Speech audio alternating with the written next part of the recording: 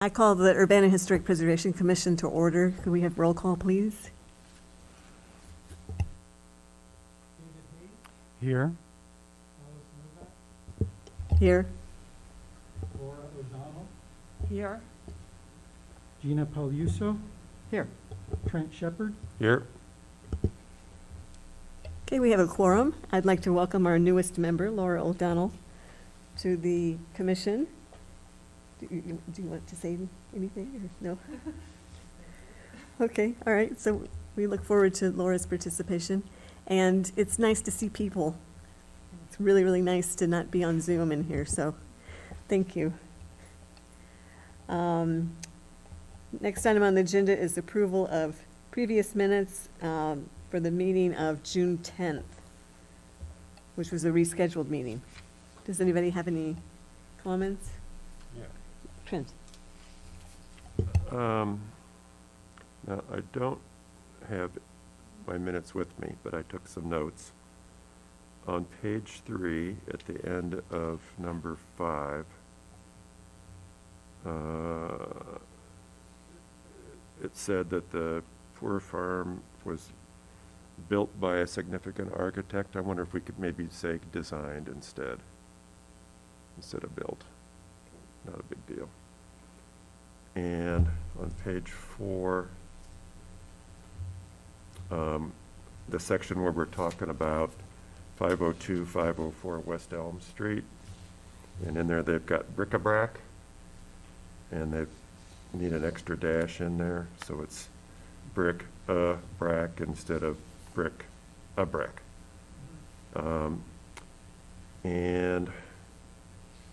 And then on page 6, maybe Alice, you want to look at this one, because it's supposedly it's what you said. Oh, all right, Do you have your minutes? I have everything.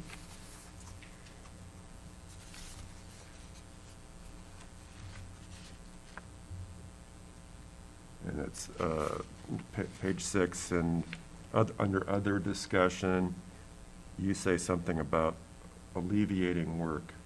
And it seems like there ought to be maybe another word, like alleviate the workload or alleviate the grunt work, or I don't know. Or maybe it's fine the way it is. It just seemed like it was the sentence was just a little wrong somehow, but maybe it's okay. To alleviate workforce. I don't know. I don't know. How do Maybe you it's feel fine. about that? I don't, it's not a big deal. Did we alleviate anything, or not really? What does it say?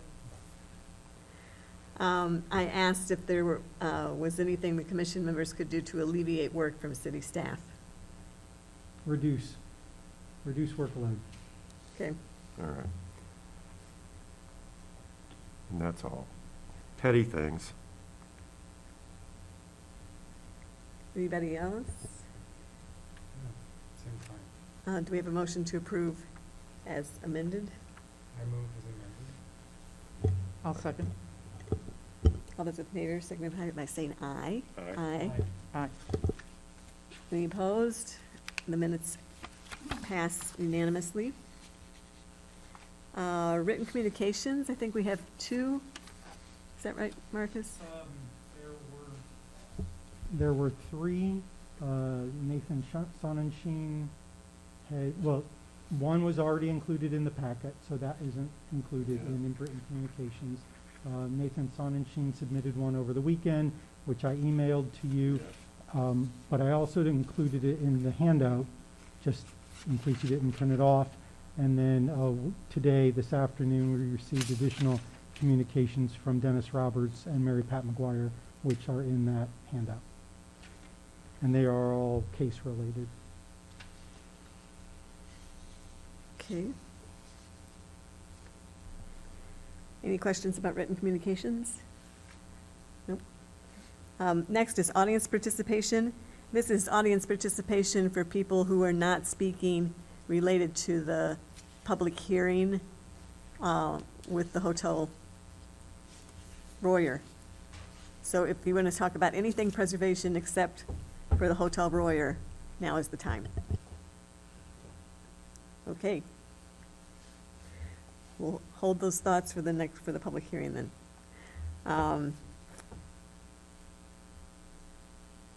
We have no continued public hearings, no old business. So next up is our new public hearing. I hereby open public hearing HP-2021-COA-03, a request by Icon Hospitality LLC, represented by Joseph Pryor, for a certificate of appropriateness to renovate the exterior of the Urbana Lincoln Hotel at 210 South Race Street, including the repair and restoration of exterior architectural features. First up in the public hearing will be the staff report. It's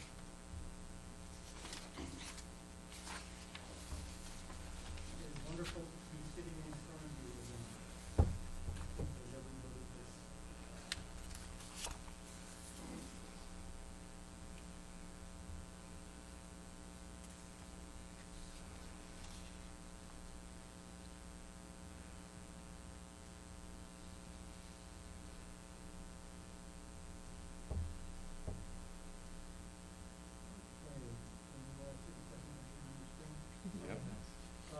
This, Icon Hospitality LLC has submitted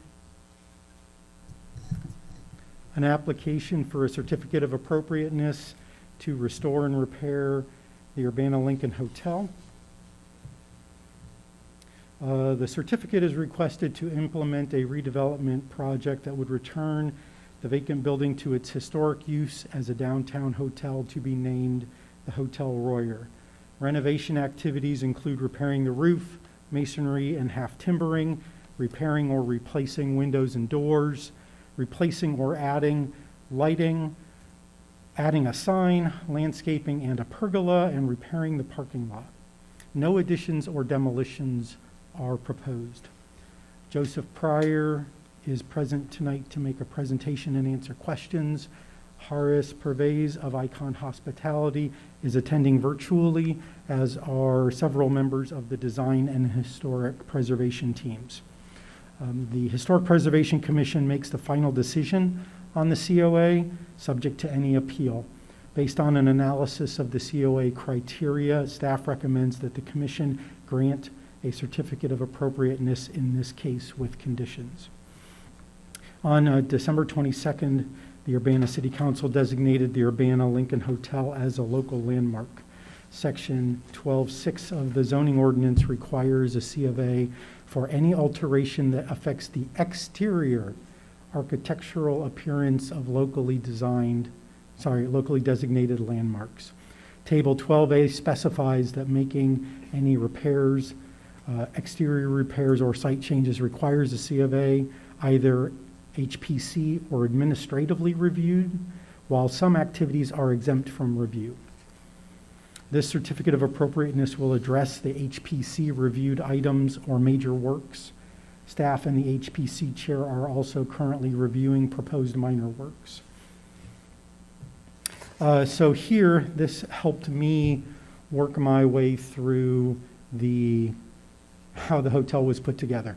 In 1923, the light blue is the original hotel construction. This is when it was not enclosed by the mall. And then in 1964, the mall enclosed the upper right-hand corner, enclosing the main entrance and shifting the main primary entrance to the west, which is the bottom of the picture. And in 1982, a 4-story addition was added. That's the orange section. And then in 2010, 2011, a porte cochere was added. That should be green, and that's at the bottom of the screen. And this was super handy. Walked through the aerial photographs. This is 1940. This shows the 1923 hotel section. It's that fuzzy bit in the middle surrounded by the pink line. I apologize to the audience if they can't see this. This is while it was still kind of integrated into downtown. Those are downtown buildings still to the north of it. And then in 1973, there's still one downtown building to the north of it. There's parking on the west and north. It does show the 1964 mall enclosure, which is to the southeast or the lower right. There is no 1982 addition yet because this is 1973, and there's also no porte cochere. 1988 now shows the 1982 addition to the north, that long left-right, east-west running addition. And then a little bit better photo when we had better color photography in 1988.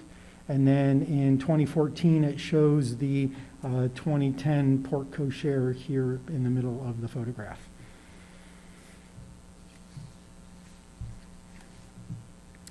The original hotel was built in 1923. In 1964, Lincoln Square Mall, the nation's second indoor shopping mall, was built adjacent to the hotel. In 1982, that 4.5-story addition was built on the north side that included a ballroom, a swimming pool, conference rooms, and nearly 70 guest rooms. In 2011, after the 2010 landmark case for the Urbana Lincoln Hotel, a porte cochere was added to the west entrance through a certificate of appropriateness process. The Urbana Lincoln Hotel is in the Tudor Revival style with dark brick on the lower stories and stucco above.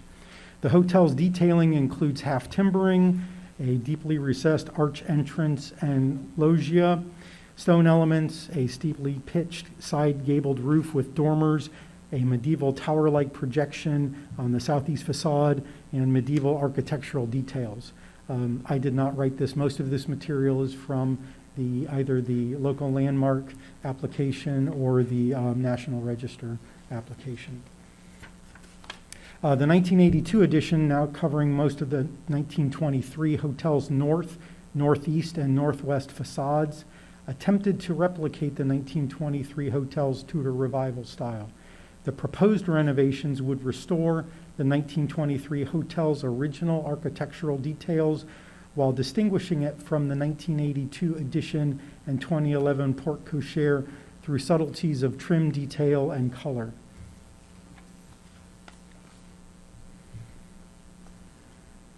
As shown on the exterior renovation plans, the project would include the following features, which are classified by the level of review required by the zoning ordinance. For convenience of review, the activities are identified by whether they're proposed for the original 1923 hotel, for the 1983 edition, and or the 2011 porte cochere. Most of the plan sheets have a demolition drawing and a construction drawing on them to clearly show existing and proposed features, and we can go through these if you like, depending on what level of questions you have. As noted in the application, the plans have already been reviewed and approved by the National Park Service for compliance with the Secretary of the Interior's standards for rehabilitation. I've got a picture of that on the screen. There were 7 conditions. 6 of those were strictly about interior work that's being proposed. The applicant is attempting to access federal and state tax incentives for which they have to follow the Secretary of Interior's guidelines and criteria for any proposed work, either interior or exterior. That is different from the HPC's review process, which is strictly about the exterior work. One condition was regarding the original plan submitted to the National Park Service proposed shiplap siding on the porte cochere. And NPS said, well, you have to paint that dark. The plans that you have submitted to you proposed stacked stone cladding for the porte cochere and for that north entrance enclosure. So the applicants are in the process of submitting an amendment to the National Park Service to say, hey, we don't want to do that shiplap siding. We want to put stacked stone cladding on the porte cochere and the north entrance enclosure. Of course, the porte cochere is a 2011 edition, and the north entrance is a 1982 edition. So none of this affects the 1923 original hotel section. They plan on submitting that amendment next week.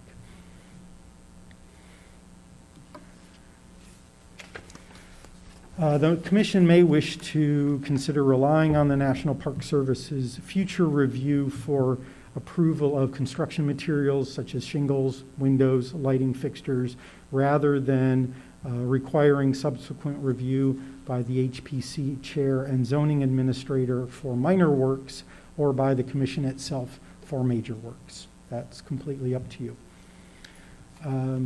Moving into the actual activities, this is a close-up of the conditions that the NPS put on the review. You can see number 7 is about the exterior wood trim on the porte cochere. The rest of them are about new flooring or wood baseboards, or light fixtures inside the former entries. So not things that are relevant to the exterior renovations. This is the snapshot of the zoning ordinances table of level of review for contributing properties. Things that are highlighted in blue are things that they're proposing here that are exempt, so they don't even get staff review because we don't review paint colors. That's not what we do. Minor works are highlighted in green. Those are reviewed by the HPC chair and the zoning administrator or their designee. That's things like the roof cladding. So they already submitted a certificate of appropriateness for a minor work to do the roof repair. They're proposing to put asphalt shingles on, just like the asphalt shingles that are there, and also to repair the flat roof membrane, just like the roof membrane that's already there. That was already reviewed and approved. They started working on that in early July to meet the deadlines of their development agreement. And then highlighted in red or rose are those major works that we'll be talking about tonight.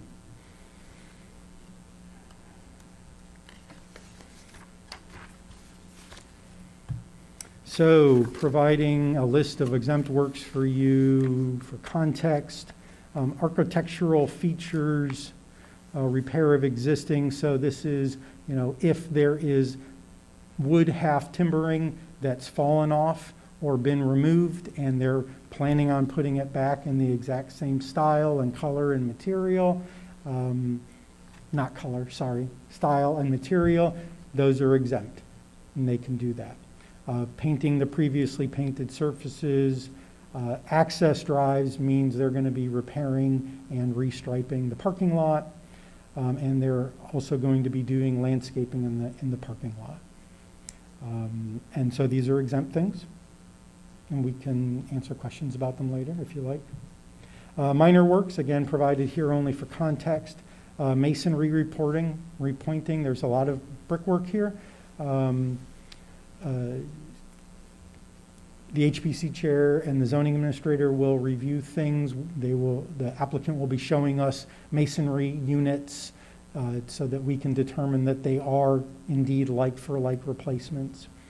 All other exterior building maintenance and repairs, there's gutters that need repaired. They would also be like-for-like, so if they're copper, they'll be copper. If they're other metal, they'll be other metal. Architectural features and details. Again, things like the trim, those will get replaced like for like. Doors, there are maybe doors that need to be repaired or replaced. Those will be done in kind. And according to the table in the zoning ordinance, that is a minor work. And then moving into the major works, siding, a lot of this is siding related. So there is a brick wall north of the main entrance, north of the porte cochere, that they would like to paint a stucco finish to match the exterior finish of the 1923 hotel. And so this is on the 1982 edition. There is the brick along the north entrance enclosure of the 1982 edition. They would like to replace with stacked stone cladding. Similarly, they would like to replace that brick cladding on the porte cochere with stacked stone cladding. All of the windows in the 1923 section are already replacement windows. There are no original windows there. They plan on keeping what windows are functional and working, repairing those that need repaired, and if any need to be replaced, they will be replaced with similar windows. Similarly, for the 1982 section, those are all non-historic, so they might still be the 1982 original windows. I would have to defer to the design team on whether those are, if any of those are replacement after the 1982 original windows. They are proposing to add 2 additional windows to the north entrance enclosure. We've got some pictures that we can go through.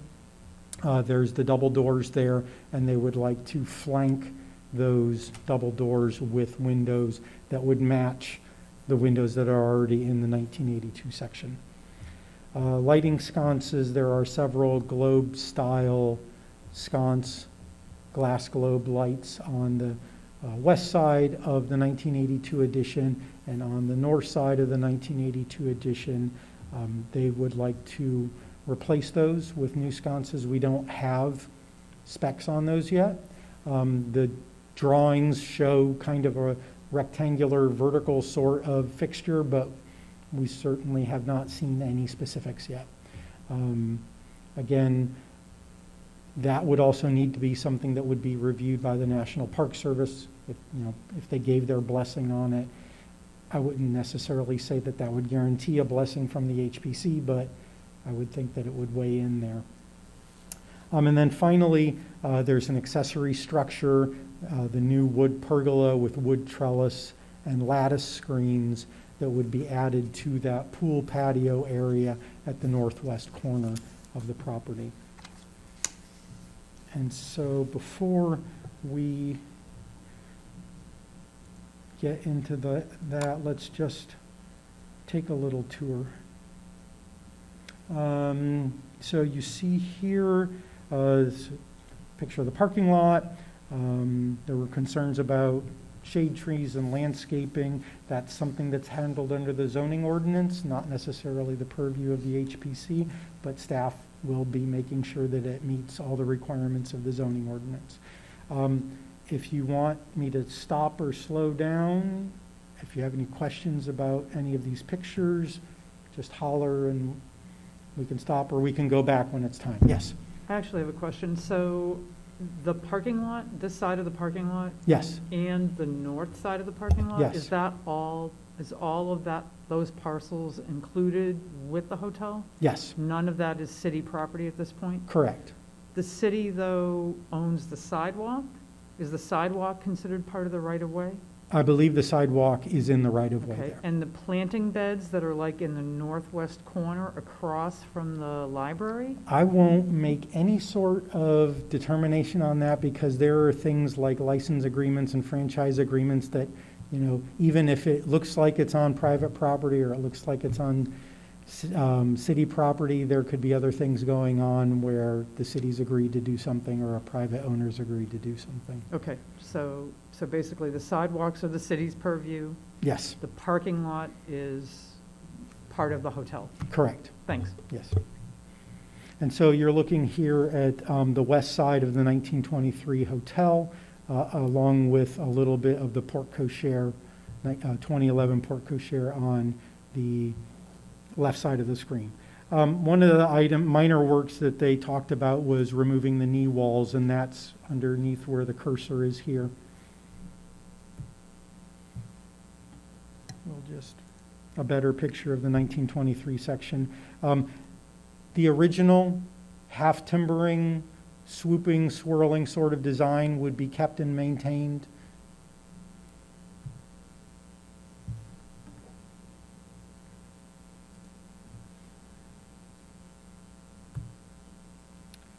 A better shot of the Porte Cochere.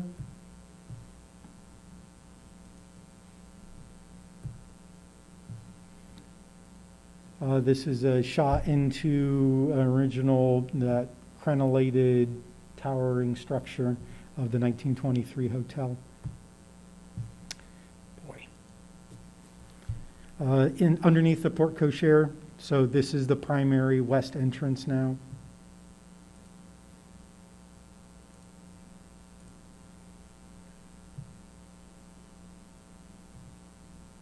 This is a better shot of these knee walls. They would like to take those out. And as this is similar to the removing the brick sidewalls of Mr. Stralo's house steps that we discussed a couple months ago, that was determined to be a minor work. And again, the major work, though, here would be that this brick cladding would be replaced with the stacked stone cladding. I don't know if it would just cover it or it would get stripped and replaced. That might be something that the applicant can answer if there's a question about it. This is part of the 1982 section. You can see these globe lighting sconces that would be replaced.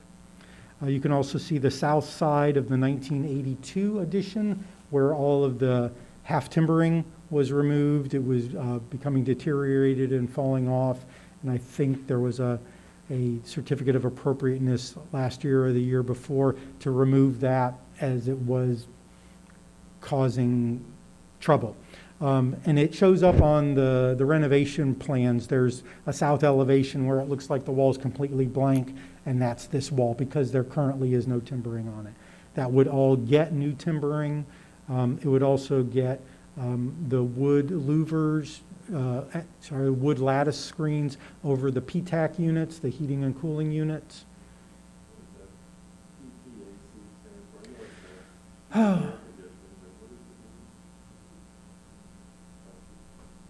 That's all right. I don't remember what PTAC stands for. I've just never heard but of it's- that before, but I know what they're talking about, but I don't know why they're called that. They're the standard thing that's in any hotel room where each person has Yeah. individual control over their temperature. Okay. It stands for Packaged Terminal Air Conditioners. Thank you. Okay. That's it. Package terminal. Yes. Those windows in the original part that are glass block now, I don't Yes. think they're ever addressed in the application. So will those stay that way? Will they be replaced? What's the plan for those? I think that would be a great question for the applicant Thank and/or you. their design team. Thanks. I just wanted to bring it up while we were Yeah. looking at them. Okay, a different angle from that same area of the 1923 section with the 1982 in front of it and the 2011 next to that. So this is a Great West shot of the 1982 addition. The mural would be replaced with a backlit channel sign that says Hotel Royer on it that would meet the zoning ordinance's requirements for illumination levels and stuff like that. This section is one of those where it said selected portions of half timbering would be replaced from the swirly, swoopy, complex version to the more angular version. I will mention that even the comment letters that came in were in support of that simplified style. And this also is the pool patio area where the wood pergola would be added inside the metal railing. The metal railing would be kept as well as those brick columns. The wood trellises would be there with the ivy-covered lattice screens. The covering on those screens is more of a exempt minor work. Again, it's hard because it's not really siding. I don't know if it would be considered an architectural detail or not. It's like figuring if you're a paint color. So one of the comments was about live vines versus plastic vines, and that to me seems to be stepping a little outside the purview of the HPC, but that's, The counter argument to that is, okay, every year, then do you have to replant new vines? So, the arched windows would stay there. The middle set, I believe, is a set of doors that goes into the pool area. That would be repaired. A back shot of the porte cochere. The south side of the 82 section. Close-up of the pool patio area and the railing.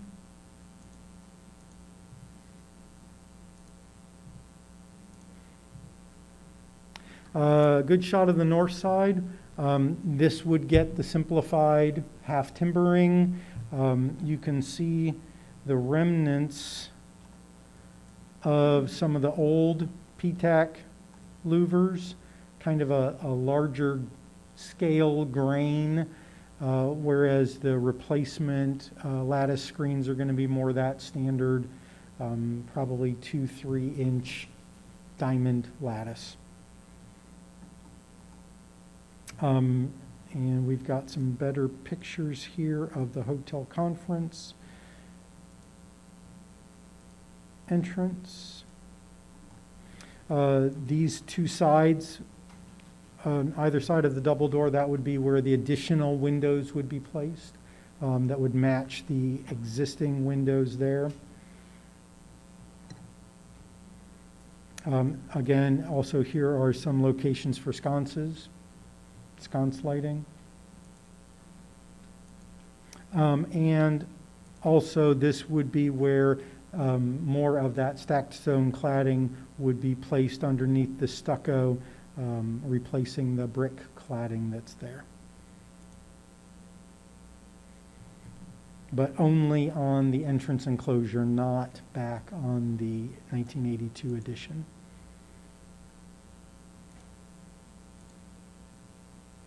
And we then make our way around the corner to the east side of the 1982 edition with some of the 1923 back there.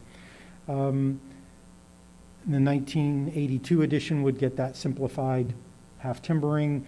The 1923 section would keep its own half timbering. So that is kind of it for the tour around the building. Let's see if there are any additional details from the staff report.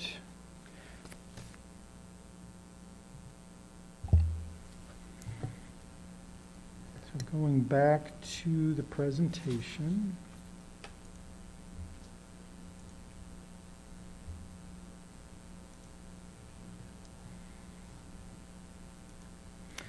Those major works under consideration: the siding, the windows, the lighting sconces, the new pergola with wood trellis and lattice screens. Staff received one public comment that was included in the packet that was generally in favor of the proposed renovations. It was opposed to replacing the existing brick on the porte cochere and a 1982 edition with stacked stone cladding. Other public input that came in mirrored these same, generally in favor of, but not really liking the stacked stone cladding additions. My staff recommendation would be to kind of maybe offer an opinion or recommendation or condition based on what comes out of the National Park Service when they review it and render a decision on it. The requirements for the certificate of appropriateness, staff reviewed and analyzed those. I won't go through all of them. I will say under number 1, all of the original qualities and character of the 1923 hotel will be maintained. We recommend conscientious selection of lighting sconces for the 1982 edition to match or complement the proposed lighting for the 1923. And none of the proposed siding changes or window additions affect historic or distinctive architectural features. In my mind, I kind of differentiate between the original 1923 section and the 1982 addition, and I make them meet different bars of preservation based on their architectural significance. But that's why you're the commission and I'm the staff. The proposed changes will not negatively affect the historic character of the property or alter features, spaces, or spatial relationships that define the property. None of the siding changes remove distinctive materials. The primary goal of the redevelopment project is to restore the character of the 1923 hotel and to repair the 1982 addition in a way that complements the 1923 hotel rather than trying to imitate it.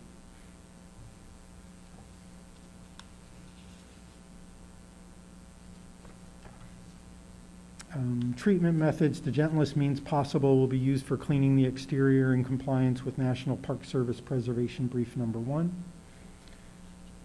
There is no new addition or demolitions proposed. The review and approval by the National Park Service reinforces the confidence that the proposed renovations will be in character with the historical integrity of the Urbana Lincoln Hotel. In addition to meeting the necessary requirements for a C of A, this proposal would restore the character-defining elements that make the Urbana Lincoln Hotel one of the city's best-known historic landmarks. And restoration of this vacant building into the Hotel Royer would allow the Urbana Lincoln Hotel to become once again an anchor and a destination in downtown Urbana. Staff recommendation, already said the application meets requirements for the certificate of appropriateness. The National Park Service has approved the proposed plans with only one condition on exterior work. That same condition is going to be the subject of an amendment to the National Park Service. Staff recommends that the Historic Preservation Commission approve a certificate of appropriateness with the following conditions: that construction be in general conformance with the attached application and exterior renovations, that the applicant provide model information for the following to be reviewed and approved by the Historic Preservation Commission prior to installation: the new windows for the 1982 section and new lighting sconces, and that additional certificates of appropriateness be obtained prior to undertaking any minor or major works not contained in the attached application and exterior renovations, and that if there are any modifications needed because they find stuff, that they will be reviewed and approved by the HPC chair and zoning administrator for minor works, or by the Historic Preservation Commission for major works.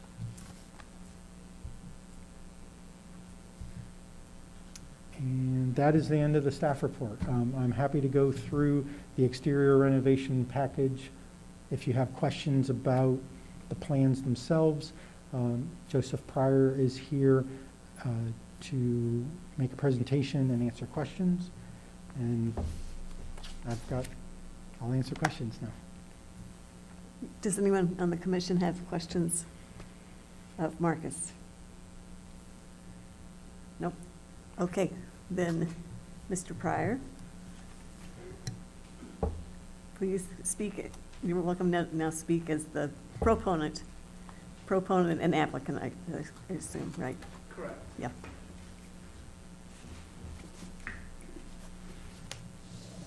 If you would just sign in as a speaker, Sure. and then arrows back and forth. Do I have my team on Zoom? Yes, they should be on Zoom. Okay, how are they going to be able to interact? Because they're going to be answering I think they just questions. come over by audio. Audio? Okay, So very well. Try talking to them on the mic and hopefully they'll answer. Alrighty. Historic Commission, Preservation Commission, good evening.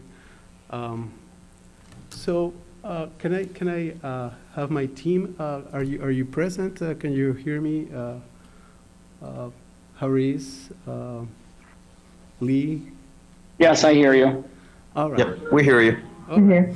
Emily, would you like to take the lead with the presentation, or would you like me to go ahead? Joseph, I think you can take the lead. Okay, sure. So, we the project overview with Icon Hospitality is to developing and reopening the Landmark Hotel at 300 South Broadway, Urbana, Illinois, as the Hotel Royer, paying homage to the prolific original architect Joseph Royer. The hotel is branded as a Tapestry Collection by Hilton. The Urbana Lincoln Hotel was listed in the National Register of Historic Places in 2006. The Urbana Lincoln Hotel was designated a local landmark in 2010. The property has received Historic Preservation Commission approval for the National Park Service. I represent Icon Hospitality. Icon Hospitality is a diverse hand-on hospitality group that invests in its own capital, resources, and expertise into developing high-quality hotels in the Midwest. Icon Hospitality focuses on the properties that we acquire and provides each hotel with the utmost attention and care. Our leadership team comes from diverse backgrounds and has been successful in using our innovative approach to position our properties as a top-tier hotels. We are approved owner and operator for the following brands: Hilton, Marriott, and Intercontinental Hotel Group, which is Holiday Inn. With this, I would like to introduce the rest of the team. Lee, would you like to introduce yourself with CWA? Yeah, sure. Can you hear me, Joseph? We can hear you. Great. Well, good evening, everyone. Thanks for this opportunity to share a little bit about this project. My name is Lee Weintraub. I'm joining tonight this conversation with two other representatives from my company, designers, Timothy Freeman and Geneva Frank. We are a hospitality-centric interior design and architecture firm based in Chicago. We've done hundreds of projects, renovation projects for clients, including Marriott and Hilton. We also work with other high-profile and important clients like Crate & Barrel and Starbucks. So this work is not new to us. You might, if you're viewing the screen, which we can't see, there are a couple of illustrations of some of our work. We've renovated some projects that maybe you're aware of, like the downtown Chicago Marriott Hotel. We did an extensive renovation there. We've worked throughout the country at other Marriotts and other small boutique hotels that reflect, the unique characteristics of the locations that they are situated in. So thanks for this opportunity to share a moment with you. We're very excited about this project and intend to respect the integrity of the original architect and this great monument placed in the city. So thank you. All right, thank you, Lee. Emily, would you like to introduce yourself with Mike Rossi? Hi, my name is Emily Ramsey, and I'm with McCrosty Historic Advisors. We're a preservation consulting firm. Our office is based in Chicago, but our firm has offices nationwide. And we primarily focus on providing consulting services to developers of historic buildings who are seeking federal, state, local incentives to make sure that the work is in compliance with the Secretary of the Interior standards and receives the necessary approvals. I personally have worked on several other hotel projects, mainly in Chicago, the Virgin Hotel, the Chicago Athletic Association on Michigan Avenue, and the most recent was the conversion of the Cook County Hospital Administration Building into a Hyatt hotel. And we're looking forward to working with this team. We've had excellent working relationships with the National Park Service reviewer, David Trait, and with the State Historic Preservation reviewer, Anna Margaret Barris, for this project.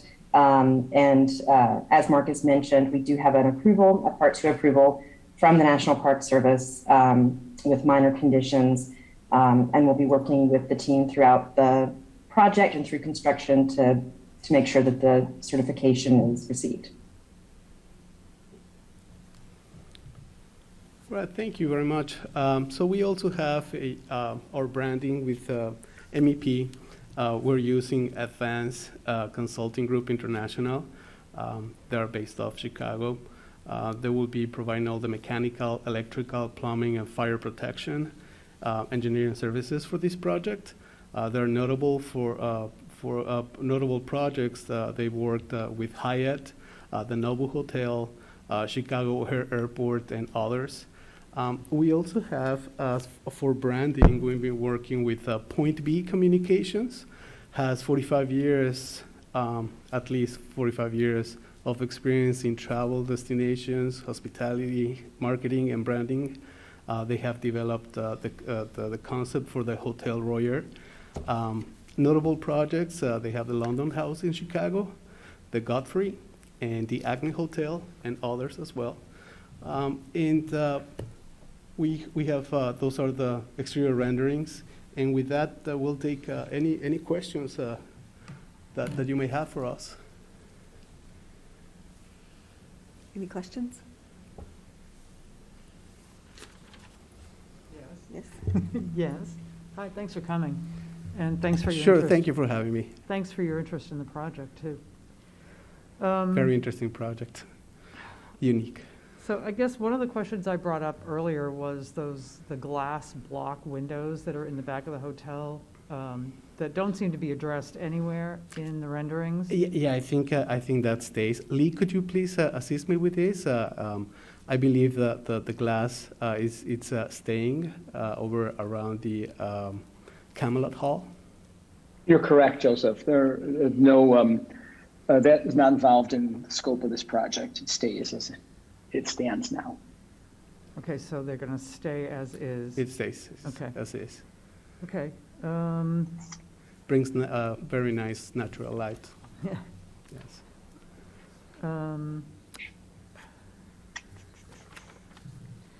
I guess what led the team to the stacked stone concept rather than keeping the brick? I know the brick's not original because it's not an original part of the hotel, but a lot of the public comment that we got was that people don't really like that concept. Okay. And to be honest, I'm not a fan of it either. So I'm just wondering what the team's idea was with bringing that concept forward versus the shiplap, which I'm not sure I'm a fan of that either. And what kind of, it's being brought to us prior to the National Park Service even seeing this, I believe, correct? Okay. So we don't know if the NPS is going to sign off on that, but we're being asked to sign off on it. So I guess I'm just asking, what was the team's idea behind that concept? Stacked stone to me feels very southwest, not really very midwest. Okay. I will let the team answer that. Maybe Lee, is that? Sure. Yeah, sure. Emily, I have a question for you first. Did the National Preservation, the national folks have a comment on this yet? Or did they articulate any thoughts about this? Right. So we are in the process of submitting an amendment that will include this change to the scope of work that they previously saw, this change on from shiplap to the stone cladding, and it also addresses all of the interior conditions that we have to resolve through their approval. I did speak with the SHPA reviewer. So the Federal Historic Tax Credit process is a two-step kind of approval process.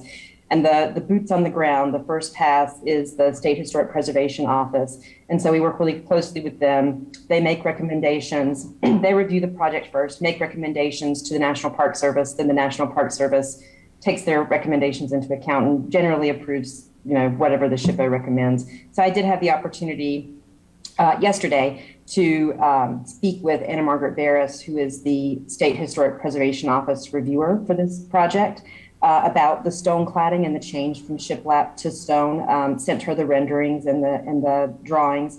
And the Park Service there and SHPA, she did not have an issue with the change and did not think that it would be an issue with the Park Service.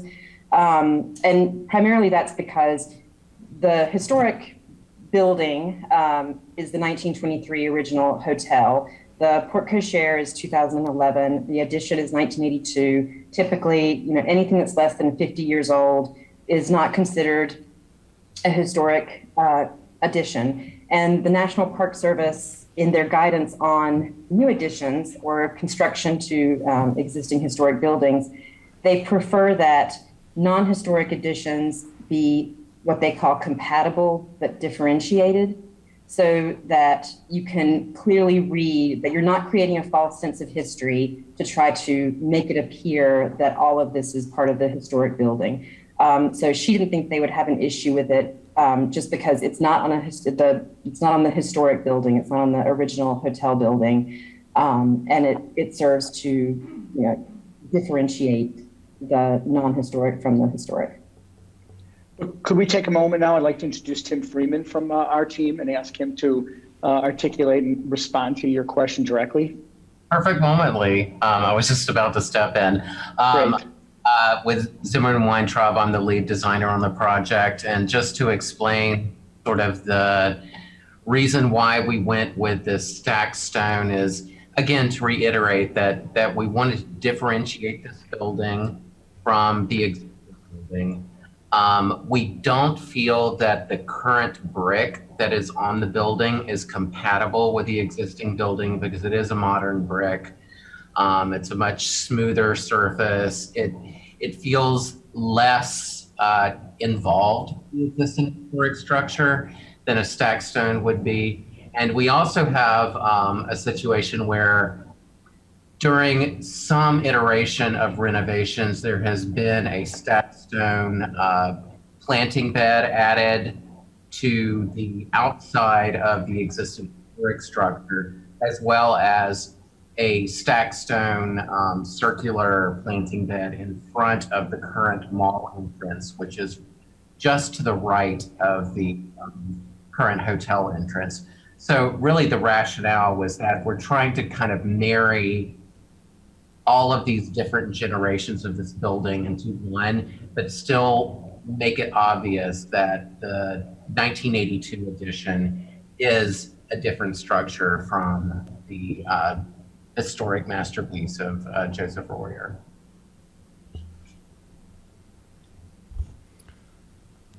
I hope Thanks. that answers your question. Thanks for the detailed answers. One of the reasons I asked about the sidewalks earlier is because I don't know if it's been noticed by the design team, but there is a limestone and fieldstone walkway in the northwest corner. Mm-hmm.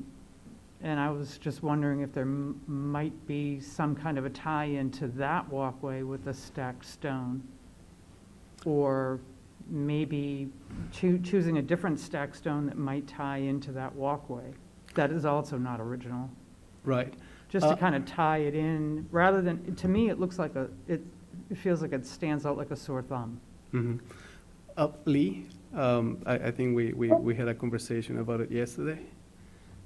Yeah, I think that the point of these type of conversations and dialogue is to find common ground and make this project better. So if we can select the proper materials, I think that your idea is a interesting idea. Sorry for the dog barking in the background. I have not seen that sidewalk, but I appreciate the comment. Thanks.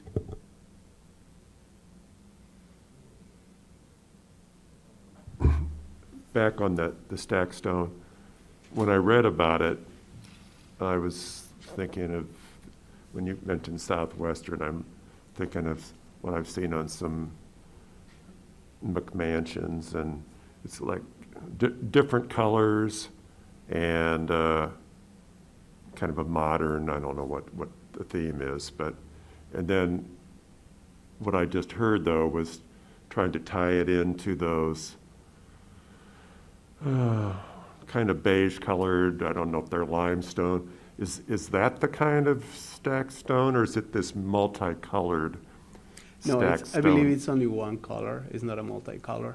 Am I right, Lee? Yeah, I believe so. I mean, we're trying to create an elevated entry experience for guests and visitors to the hotel. We wouldn't want it to look like a McMansion with multicolored hues in it. So Joseph's answer is correct. Okay, thank you. Thank you, Lee. You're welcome.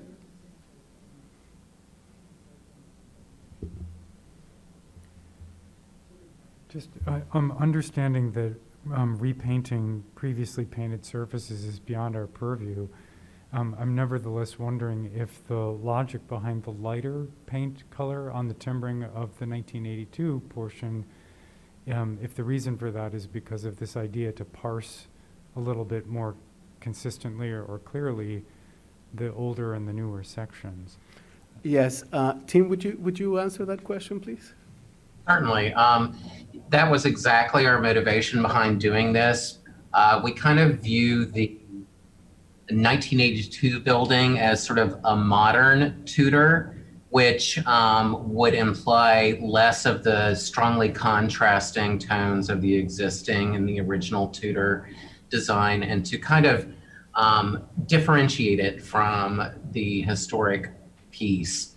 We definitely want to make sure that it's obvious where old stops and new starts. So that was really kind of our motivation behind doing that, is creating a modern interpretation on this 1982 building. So I did have one question. I mean, and again, understanding this is like part of this is beyond our purview, but then for the linking structure and then for the pergola, those are nevertheless in the darker tones. So is that simply a way of grounding that a little better? I mean, does that question make sense from a design perspective? That the logic of applying the lighter paint to the newer part is not extended to the bridging structure, the linking building, nor is it to the pergola. Though I very much appreciate what you're saying about the rest of that. It was a way for us to kind of try to find a bridge between the two, to be able to interconnect them. We didn't want them to be totally disassociated. So the center structure involved a combination of some of the tones from the original structure, the new stacked stone transitioning over to the new coloration of the 1982 building. So it's really about moving from A to B and creating a story as one leads to the other. Thank you very much. Thank you, Tim. Any other questions? Yeah. Oh, I'm not really a fan of the trellis work. I would love to see those arched windows. And I think covering it with that trellis work loses a lot of the character. And I understand that if that's going to lead into the pool, you probably want to give your guests some privacy in that area, but I'm not sure that, obscuring those, and I know that the windows aren't from the original part of the building, but something that was brought up by one of the public commenters was that they do kind of mirror the windows that are across the street on the Urbana Free Library. They have that same shape, and it would be nice to be able to see them. So maybe, maybe the pergola is enough shade with maybe some plantings rather than something that totally hides those windows. And I guess I just wanted to know, again, what the thought process was in putting up that trellis, and why that was chosen. I will let the designing team respond to that. Yeah, I can speak to that. Part of it was simply because there literally is no separation between that outdoor sun patio and the parking lot. There's only about, I think, 1.5 feet between the patio and the parking area. So the thought was that we would kind of create a peekaboo moment where we introduce some greenery. Unfortunately, this property also is not blessed with an abundance of landscaping opportunities.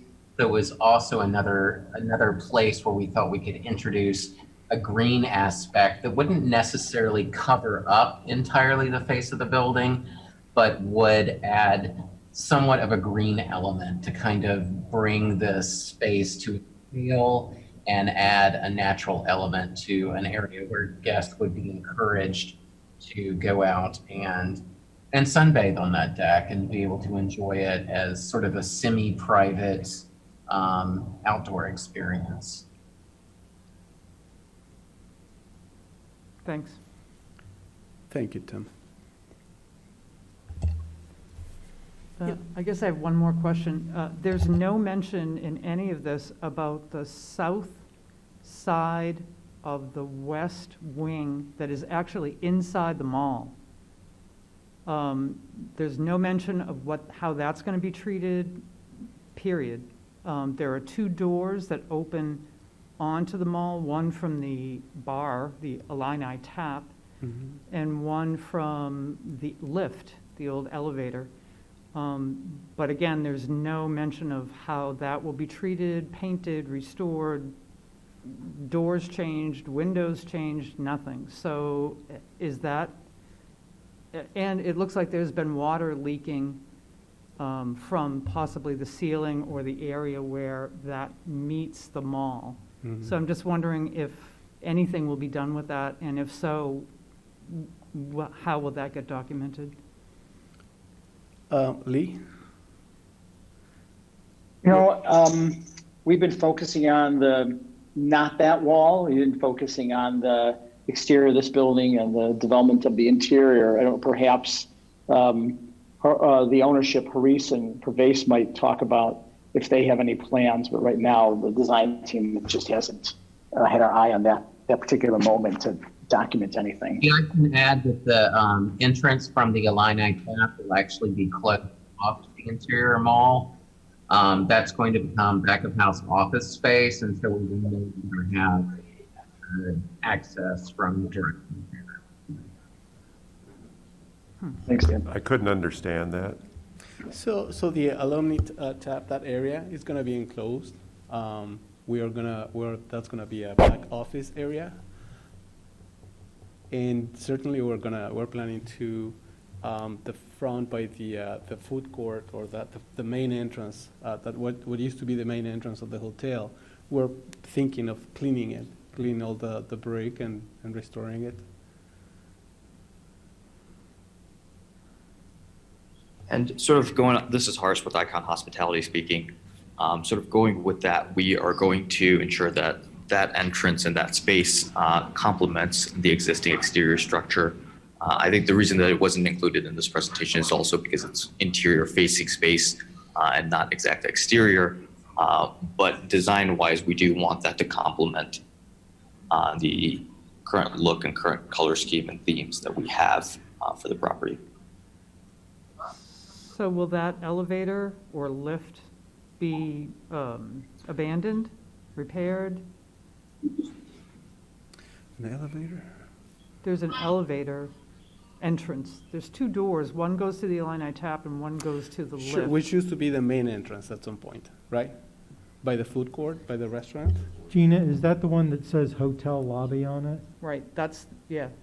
So Well, I don't think so. East of the Illini Tap door? One of them says Illini Tap, the other one says lift. It used to be the elevator That's to get in from the mall.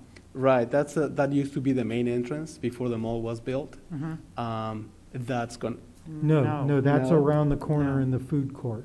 There's two doors on the main east-west hallway. One of them says Alumni Tap. And yeah, I thought it said entrance to hotel lobby, but it might say lift. Yeah. Yeah, so they're actually in the mall. So they're external to the hotel, but they're internal to the mall. Yeah, so as Haris mentioned, that's something that we will certainly try to address and be complementing to what we have already currently designed. Thanks.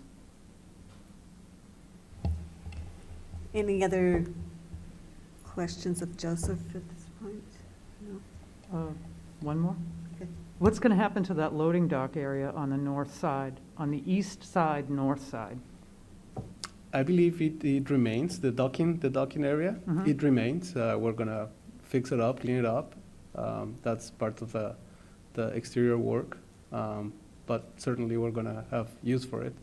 We're planning to have, the meeting space, we're planning to use it. So that's gonna be very helpful for deliveries and others. Will there be any kind of shielding of the view of the dock will there be, or will it just be left open the way it is now? Do we know? I do not have an answer. Did we plan on anything for that, Lee? No, not at this time. We were just painting, fixing it up, treating the facade in that area like we are the rest of the building by fixing the wood and painting it to align with the exterior of the rest of the building, but haven't discussed any other scope of work for that. You're correct. Thank you.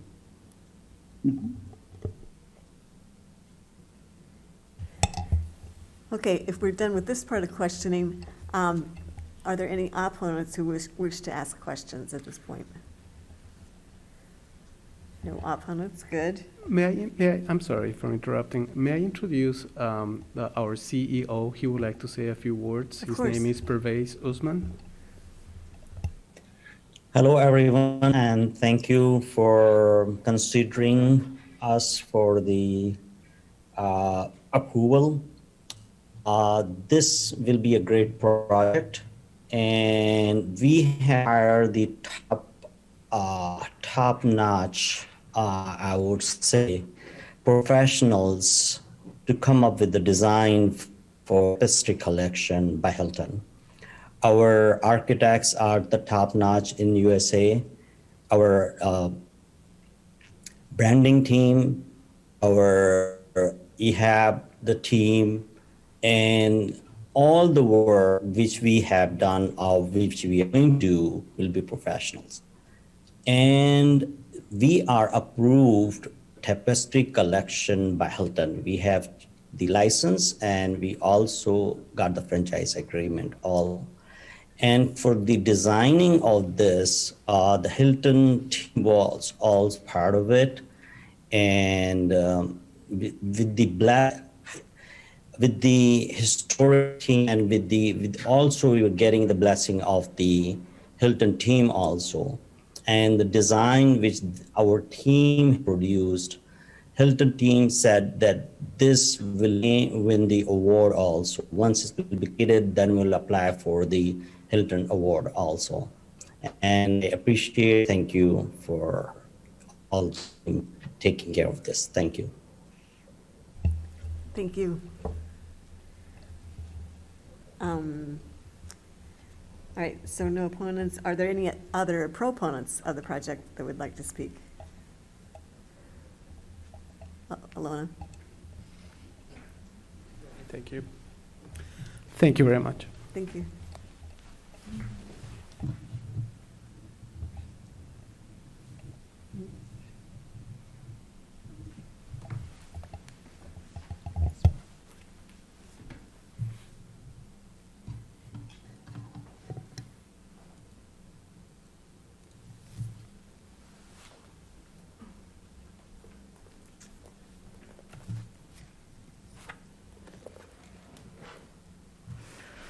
Hi. First of all, I'd like to find out how much time I have to speak. We're limiting to 5 minutes. And if you could state your name too, please. 5 minutes? Uh-huh. Okay. So I'm going to be quick. I try to be quick. Unfortunately, a lot of questions came up during the conversation as well. So in 5 minutes, I don't think that I'm going to be able to touch on those, but I will just go on. Could you state your name for the record, please? Your name? My name is Ilona Matkovsky. I live in Urbana. So I will be very quick. Let's start. I very much appreciate that the Icon LLC is trying to keep the historic type of looks of the Jumer wing. I call the recent wing the Jumer wing, the 1983 wing, the Jumer wing because Jumer built it. And I will call the old wing the Royer wing because he designed it. However, when I look at the design of this building, it reminds me of a roadside hotel or a McMansion. It doesn't appear to me like a good match for the Royer Hotel or for the spirit of of Tudor Revival building or for the original design of the Jumer wing. So why is that? First of all, the most important things, changing the color. I don't understand why that's necessary. Maybe I should. Alona, I don't understand, because this was the time for a proponent to speak. I can't, what did you say? Are you speaking as an opponent or a proponent? I am speaking against some of the features which I would like to list now. Some of the design features that are proposed in this design, I am speaking against them. I think she missed the earlier call for opponents. Oh, okay. I'm just going to start speaking about the features I don't like about it. I thanked the ICON for trying to do the best job to provide us with a matching design for Tudor Revival and for the Jumer, old Jumer, and the old Royer wing. But to my mind, there are problems with this in many respects. First of all, the trellis design for the air conditioners, this is not in the spirit of anything, not in the spirit of Tudor Revival, of the Royer wing, or the old Jumer wing. This is a very cheap design.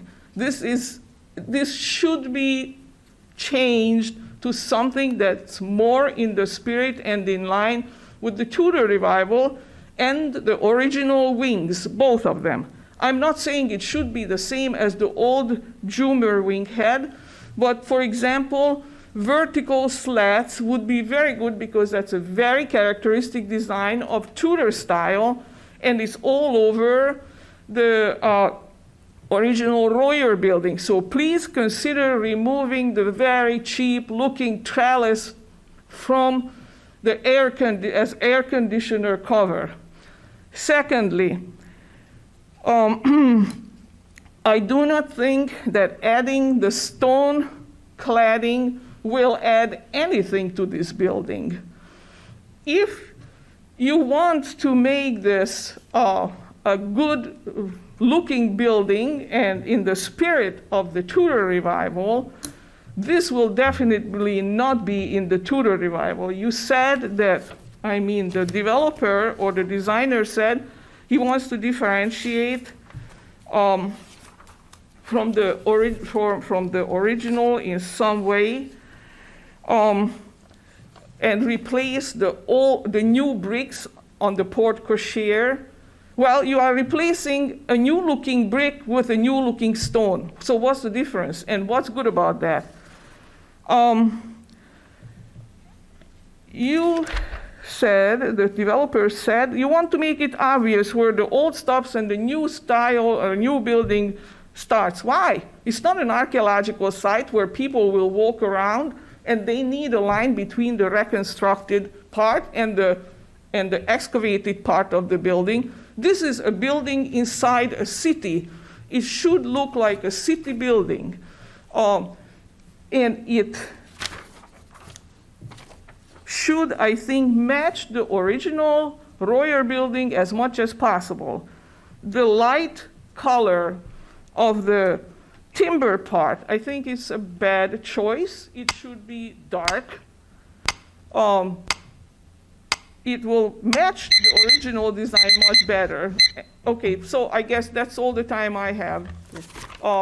Maybe I will write the rest of it down. There's a lot to say about this. Thanks. Thank you. Thanks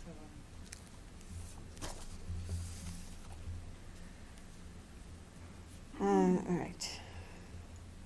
Anybody else? There's another one. Oh, yes, please, come on up. If you could state your name and And sign in. sign in, yeah. Sorry, what do I need to do? There's a sign-in sheet right next to you, and if Right. you could state your name before you start speaking.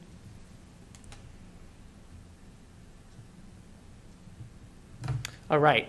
Hello. So my name is Nathan Sunshine. I wrote one of the letters that was submitted as part of the public input for the meeting today. So after hearing everything from the developer and Mr. Pryor and the designer. I feel like I understand this project much more, and I appreciated hearing the logic behind some of the decisions for the proposed modifications. And I am in favor of this project. I think this will certainly be an asset to our city. I did have a few comments based on what I heard. I hope I don't seem vitriolic, but I am making these comments, and it seems that others here are making comments tonight because this is part of our city. This is something we see. This is part of our lived environment. So for us, this isn't something that's just designed and then it's there. Like, this is part of our lives. So even the little things, some of us have opinions about. So I wanted to say that I heard earlier tonight that later additions should complement without trying to copy original portions of structures, which I think is correct. But in this case, I think it's going a little far. I'm not sure it's complementing as much as contrasting. This is a hotel. Like, even though it was constructed in 3 separate portions, it functions and it operates and it lives as a single unit. So I wonder if it would be possible to sort of make it a little more unified,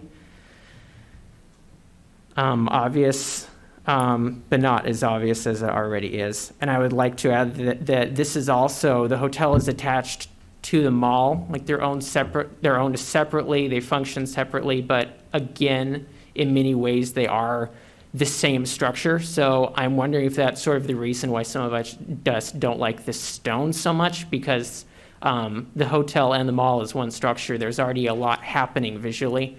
There's already a lot of different stucco and masonry and et cetera. And I wonder if the stone is just a little much. Like, there's already some stone there, as was mentioned earlier, but it's not quite so much stone. It's just a little line of stone. So I'm not sure that's something that needed added. And something seems wrong about it, something about the scale. And again, the finish, I agree that it looks a little McMansion-y, or something you'd see on a Field and Stream. So I wonder if the stone would be kept, if there would be some other stone that would be more appropriate. And again, like I said about making the addition, like keeping it obvious, but not so obvious as it already is. I'm really wondering about that honey, like lighter sort of timbering on the newer wing.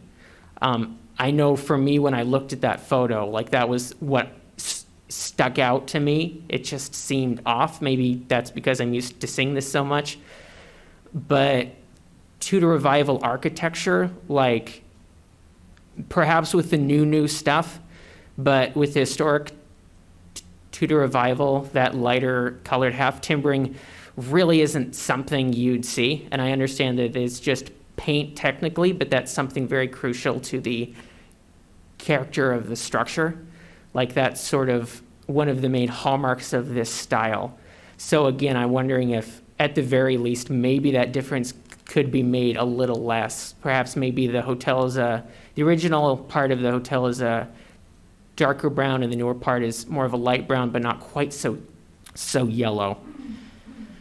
So I'll close by saying that I'm saying this because Joseph Royer was really smart at creating buildings that were coherent and stylistically unified.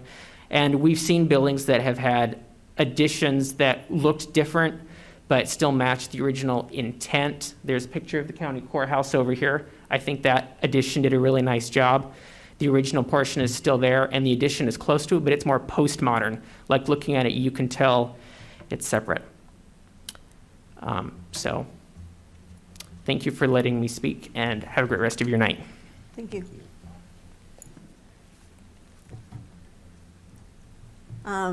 Just since we have a small crowd, anybody have any other additional comments?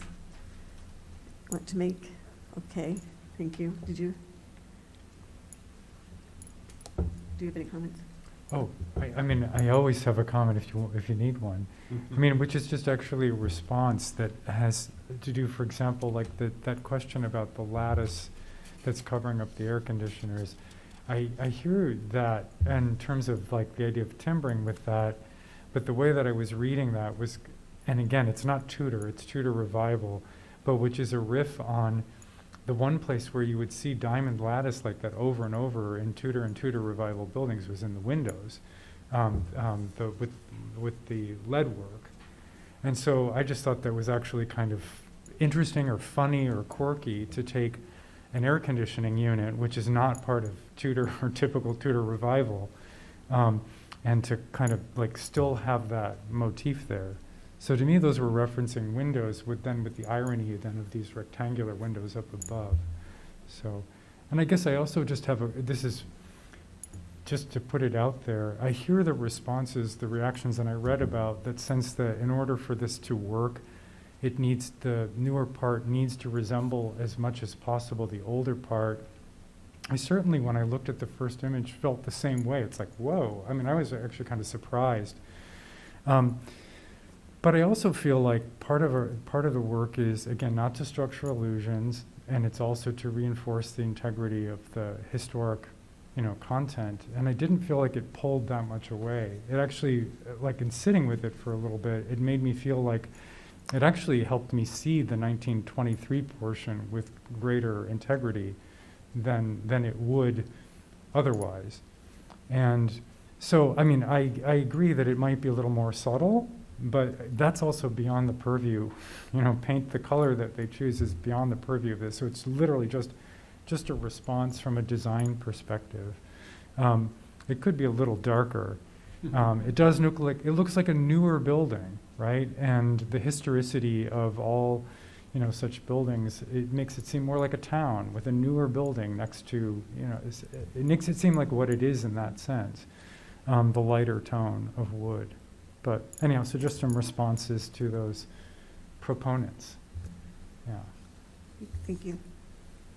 Yeah, I was on the commission when we reviewed the porte cochere, and I voted for it just to be in the spirit of trying to get something going. But that's the worst porte cochere I've ever seen. So anything you can do to put stone on it, whatever.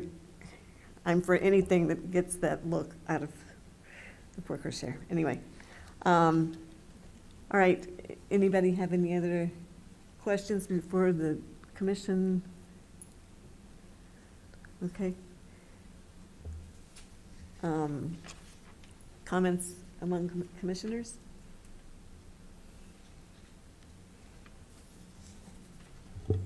David, I thought it was interesting that you brought up the diamonds, because there actually is a window way up high on the original part that looks like it's leaded glass diamonds. So I thought that was an interesting tie-in also. When I was looking at it over the weekend, it was like, I never noticed that window before. I wish, and I'm a little bit surprised that with those glass brick windows that they didn't actually tip them, right? Rotate them the 45 degrees, because that would have been a nice modern allusion with an ALL to something.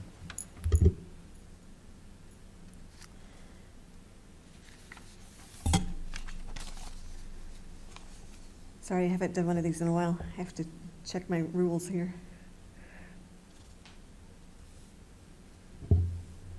As you are reviewing and thinking, I did want to point out in the staff report, in the conditions section, condition number 4 says that any modifications regarding the major works would be reviewed and approved by the Historic Preservation Commission Chair and the zoning administrator or their designee, rather than the Historic Preservation Commission itself.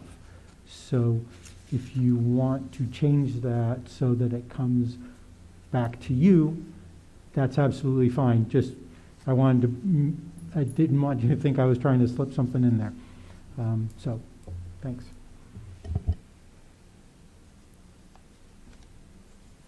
Okay, so, do we need a motion? I wanted that, having that condition 4 about the major works approved by you and Mhm. the administrator. Have we done that before? Yep. We have, that's common, okay. Yeah, we even, back when Libby was a zoning administrator, we did it then too, so. Minor, I thought major also, okay. Oh, I just can't remember. oh, sorry, maybe I misunderstood. Well, we're doing major works too, right? Major works. Correct. Yeah. That's all you're focusing on. Typically, modifications would come to the Historic Preservation Commission, but you can designate them, delegate them to the HPC chair and zoning administrator, unless they say, whoa, this is too big, we think it ought to come back to HPC. It's more of a streamlining of the process rather than having to wait till Well, the next HPC. And I'm all meeting. for not bogging things down, but if it's really unusual, maybe we should talk about it, but maybe it's not really unusual.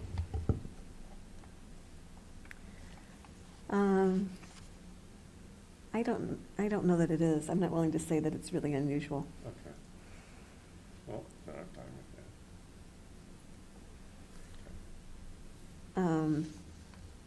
So somewhere in my pile, there's a suggested, Motion? that's it, motion, yes. Well, I'll take a stab at it. Okay, sure. Thank you. I'm just going to go with that we approve the certificate of appropriateness to allow the work described with the 4 conditions. That 1, the construction be in general conformance with the application and exterior renovations. Number 2, that the applicant provide model information for the following: to be reviewed and approved by the Historic Preservation Commission prior to installation. New windows for the 82 north entrance enclosure and new lighting sconces. Number 3, the additional certificates of appropriateness be obtained prior to undertaking any minor or major works not contained in the attached application and exterior renovations. And number 4, that any modifications needed to the exterior renovations regarding the major works approved in this certificate of appropriateness due to conditions discovered during construction activities may be reviewed and approved by the HPC chair and zoning administrator or their designee prior to their commencement, and reflected by administratively amending the certificate of appropriateness. I think I'm done. And then I have a question about what I just have moved. But I guess we would probably have to have a second before we have discussion We on it. do need a So, second. yes. Do we have a second? Okay, discussion. Now, as I was reading number 2,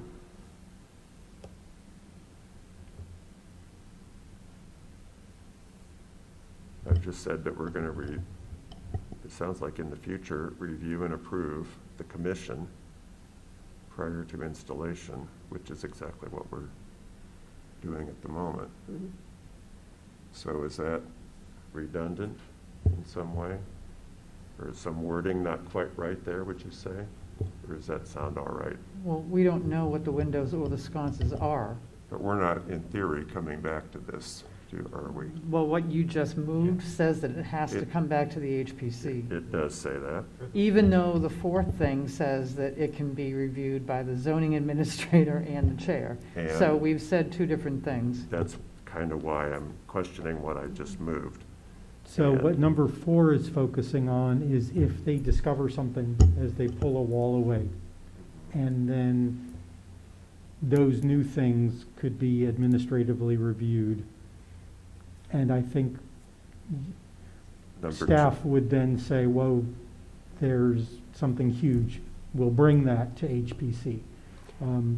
You can elect to, I was letting you keep the authority for number 2. You could say that the HPC chair and the zoning administrator could review the sconces and the windows, rather than having it come back to HPC. That's So- completely up to you. The way it's written, It's going to come we're back to going you. to have another meeting about this. Right.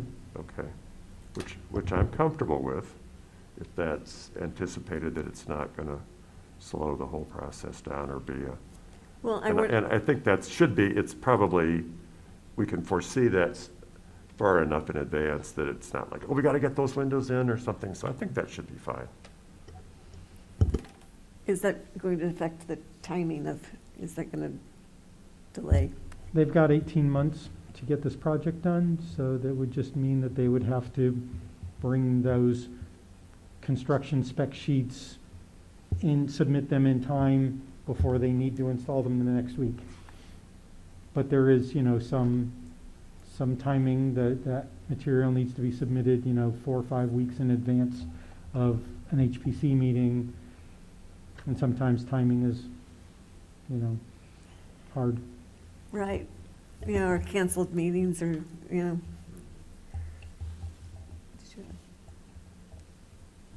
I just didn't want to recommend a condition that took away your power.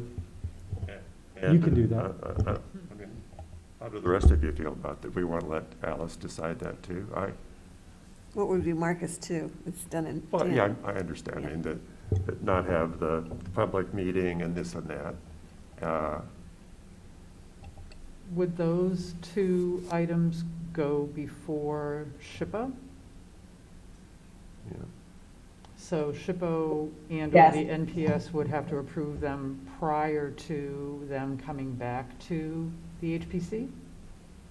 Or if they approve them, then maybe we could change that to read that, then the chair and the zoning administrator, if approved by NPS or SHPO, would then have the authority to approve them without another HPC meeting. Yeah, I like that.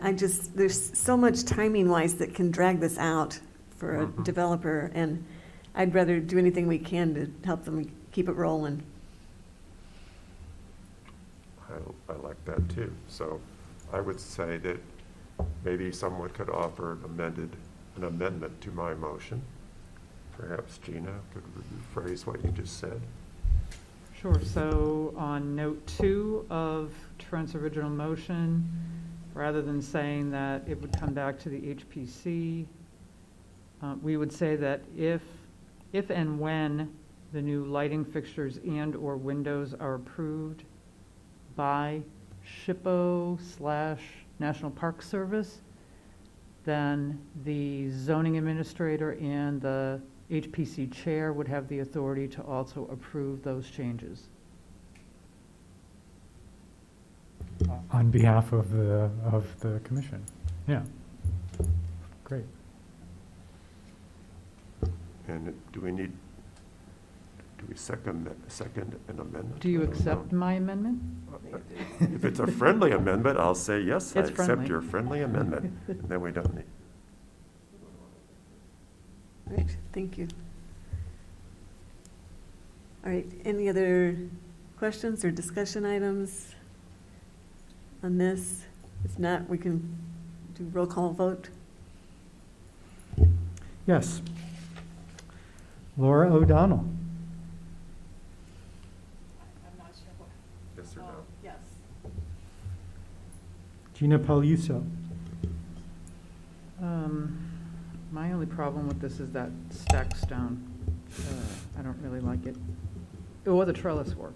I don't really like either of those, so, I think based on those, I have to vote no. Trent Shepard. Yes. David Hayes, Yes. and Alice Novak. Yes. All right, motion has been approved. And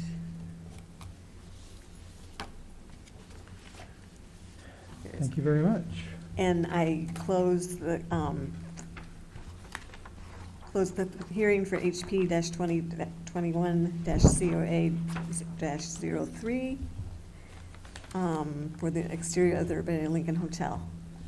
And thank you, everyone, for your participation. I'm so excited. I was excited to even see the dumpsters in the parking lot. I wanted to get out of my car and jump up and down.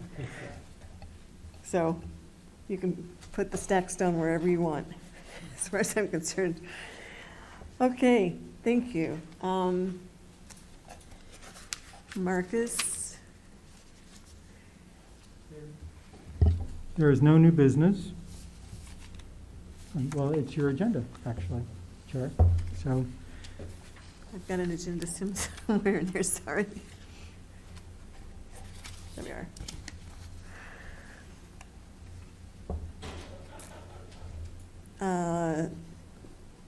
No new business monitoring of historic properties. We don't have anything listed, but does anybody know of anything we should know about? Gina, you're always driving around. No? I haven't driven around this month, sorry. What is this thing, that 11, what is that? Are you talking, Marcus? yes, I have a staff report. That's coming? Yes. All right, okay. I was just asking for monitoring in case okay. there's something we've missed. Yeah, and apparently not. The so. posts are still up at the Royer House. I saw them today. And I'd be glad to call Chris Ank and talk about that if Marcus would like for me to. That would be lovely. I'll And, do and that. just share with him that I've brought it up here and Yeah. that there's been discussion about it, and not that it's just like you noticing it. Yeah. I appreciate that. That's that workload reduction thing we're talking about. And that last one I volunteered for, that worked, I think, didn't it? The Chateau sign, did that? Because I talked to Pierre. Did you? Yes. Okay. And nothing's happened. Well, anyway, I'll- he told me he thought that the manager had taken care of all that. Okay. I think I there's will still get some, some there's posts. still some boards that were stuck in the ground, like for attaching signs. I will drive by and I haven't gone back.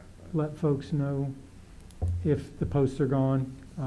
I've kind of assumed that they aren't going to pursue the legitimate sign in front of it. And even if they are, there's no reason to have 3 signs worth of posts. So it's just been a lower priority thing, but I'll Yeah. communicate with you on that. All right, thank you. We'll move on to staff report then, Marcus. Okay, I'll try and make it briefish. Thank you. An item of interest is that 408 West Main Street has had a demolition permit applied for it. This is the Canaan Baptist Children's Church. It is on the demo delay list, so there will be a 45-day delay before the demolition permit is issued. And that's that. I tried to give you as much information as possible about the certificates of appropriateness and progress of review. If anybody's got any questions on those, feel free to let me know. I've been trying to stay in contact with the owners to ask them how things are going, and hopefully they'll expect those regular monthly calls. And the weather, there's a lot of stucco stuff, so the weather plays havoc with that. Zoning issues, I've had no movement on Chateau Normand or on the Sutton and Freeman House or the Ricker House or 801 West Oregon. And I've gotten no response yet from the Dr. Ellis subdivision folks. We did have an additional discussion with the State Historic Preservation Office folks about, we are looking at doing a programmatic agreement with the State Historic Preservation Office, and we're going to have a staff report memo next month. This allows when the city uses CDBG funds or home funds or other federal funds to do repair work or emergency repair work or other works on properties. Normally, those get reviewed by SHPO to make sure that changes aren't being made to properties that are otherwise eligible for listing on the National Register. So that, sending stuff to Springfield and getting stuff back from Springfield can take 30 days or more.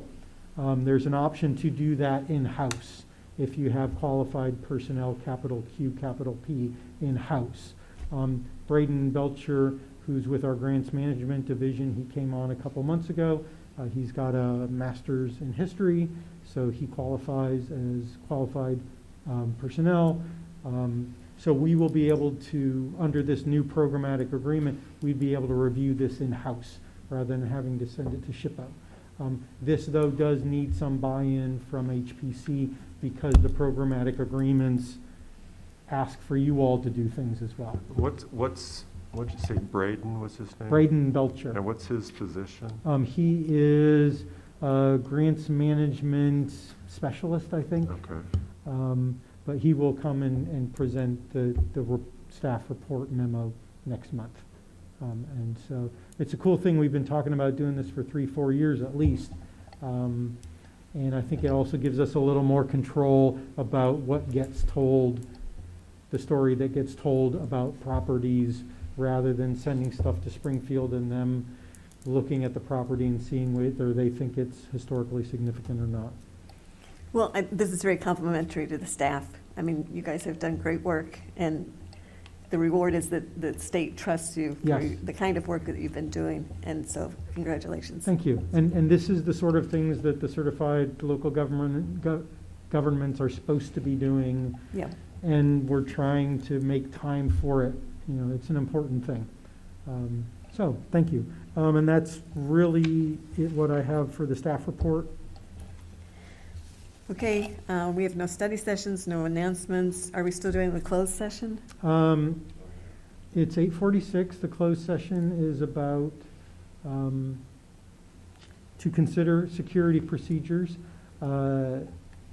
We do need to do that. If there are no other members of the public, we can do it here. Otherwise, we need to close the public session, go to the executive conference room, watch a video, come back here, reopen the public session, and then adjourn the meeting. So, I don't have the time to do the extended version of that. But so would you like to continue? Are you saying that you'd like to continue the closed session to the next meeting? yes. Okay. I think if you do like the motion or whatever to table it and continue it to the next regularly scheduled meeting, All right. then we can do that. Would someone like to make the motion to table the closed session? I will move that we table the closed session until our next meeting. I'll second. All those in favor? Aye. Aye. Opposed? Nobody's opposed? All right, thank you for that. And motion to adjourn? So moved. Okay, we're adjourned. At 8:48 PM. Thank you very much. Thank you.